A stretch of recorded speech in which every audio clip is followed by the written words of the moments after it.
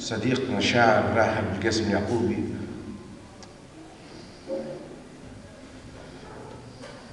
بالقاسم ما ثم قصيدة مش نقراها اليوم، عندي مدة كبيرة ما قريتهاش كاملة، سأقرأ نص واحد. جولانار، وهي على اسم مجموعة شعرية، يعني جل مقاطعها وبالقاسم معي في رحلة ما إلى أمسية شعرية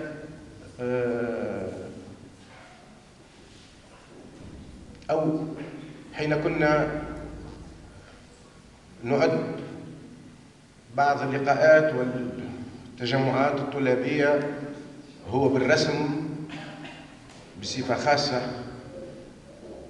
وكنا نكتب قصائد ونحاول أن نتبارى من أجل خلق قصيد جديد مختلف.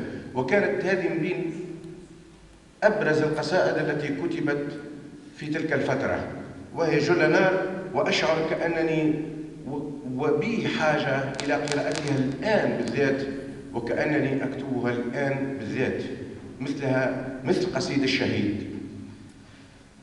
جولانار قلت وقتها إلى طفلتي التي لم تأتي بعد وهي تختزل تونس، وأهديها إلى كل بنات أصدقائي المبدعين. أذكر بعض الأسماء: مي، عبير، ندى، قمر. جولانار،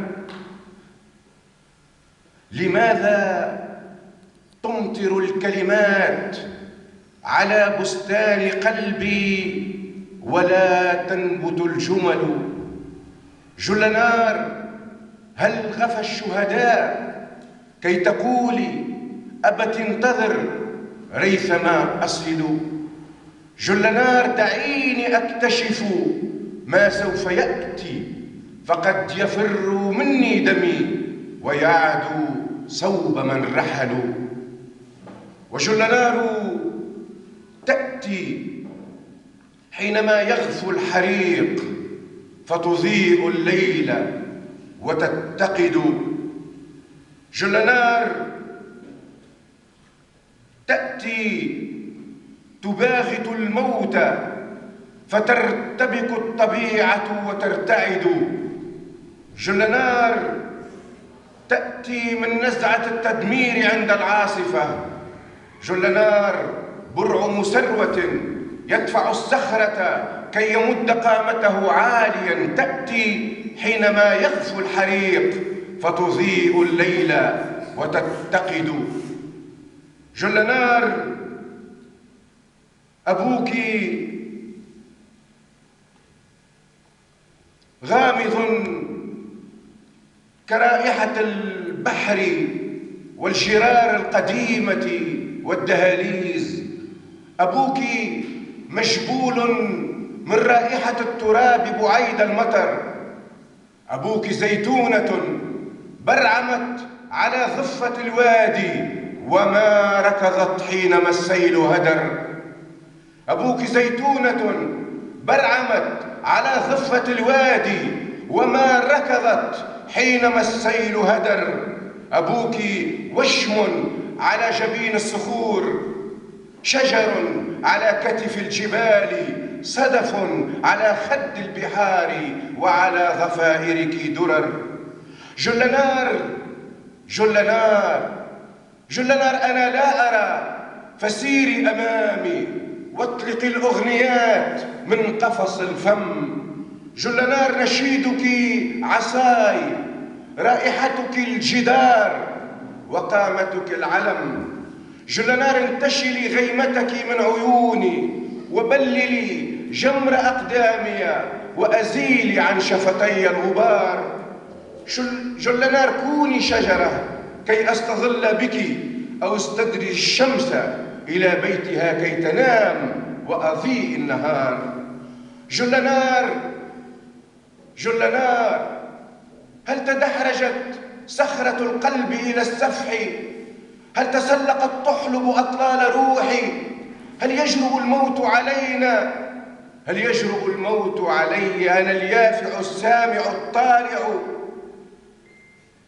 هل يجرؤ الموت علي أنا لما أزل أؤجج جمرة الفرح الذاوية، أوبخ الحزن وأصفعه بالأغاني، وأنا لا أنكر أنني قد صرت قبرا لحلمي، إنه الآن يختنق ويدق على جدار القلب. كيف لي أن أفتح الآن والريح هنا تركض كالجرذان المذعورة، والأموات يطلون من قوة الحلم ينتظرون جل نار لكي يأيدوها. لا أنكر أني وعدت البلاد بفراشات زرقاء تتفتح على سطوح المداخل، وبعشاق يركضون على الشطآن الغامضة في السحر. جل نار لا تنامي، سأقص عليك الحكايا، كل الحكايا، ولكن لا تنامي. صغيرتي لا تنامي، سأقص عليك الحكايا. جل نار كان في بلد بعيد ملك وحاشية وعبيد. كان الملك يأكل السحب إذا جاءت، وإن فرت يلاحقها كليث جائع رعديد. صارت الأمطار لا تأتي، وغدا الورد معتلا حزينا في صباح العيد. فجاء الطفل نوار يحيي زهرة الفل، فما مدت له يدها وعادت للبكاء المر، وكل دمعة كانت تطير كالفراشات، فتبكي دفلة الوادي وطير البحر والبر. فجاء صبية الحقل وقالوا للعصافير أعيرينا ريشك الذهبي، لسوف نطير للسحب لنسقي فلنا المتعب. وطاروا عاليا كالطير هناك في الفضاء الأرحب، ومن كل زوايا الكون أتوا بالسحب كي تلعب مع الأزهار والعشب، فتسقيها وتغسل خدها الترب. جل نار لا تنامي، سأقص عليك الحكايا، كل الحكايا، ولكن لا تنامي.